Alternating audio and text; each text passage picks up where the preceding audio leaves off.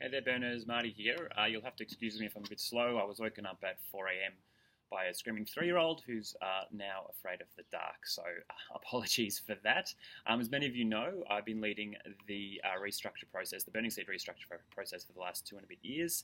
Now we're coming back to you for a vote, and the vote is on the specific entity type for this new thing we're creating together.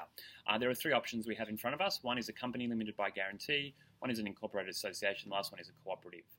So back in April last year, as part of the wider community consultation, we asked everyone to provide their feedback on which entity type they preferred, but the answer was a bit too muddy to make a call, so we're coming back to you guys for a vote.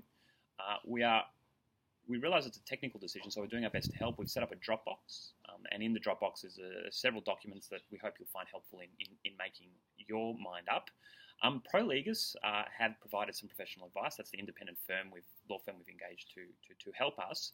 Their advice is that the company limited by guarantee would be the best because it's the simplest to set up.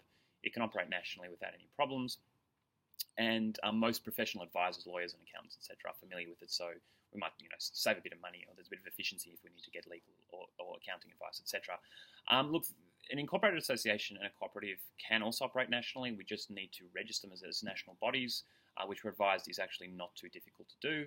A cooperative is generally perceived to be the most democratic. Part of the way a cooperative functions, and one of the big features, is what's called the active membership provision. So if people aren't active, we can cancel their membership. And we define what it means to actually be active, and we do that through the Constitution. At the same time, some people perceive cooperatives to be a bit slower and more challenging to administer.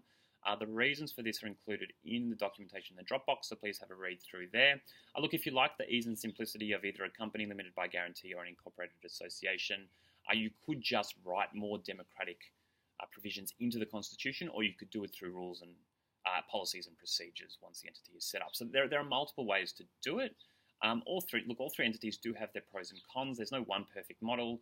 We've included a couple of comparison spreadsheets. One of them is from ProLegus, just to help you understand all the differences.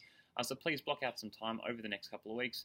Have a read of whatever documents you feel are important, and please do get in touch if you have any questions. The process for asking questions is included in the covering email. So thank you and happy voting.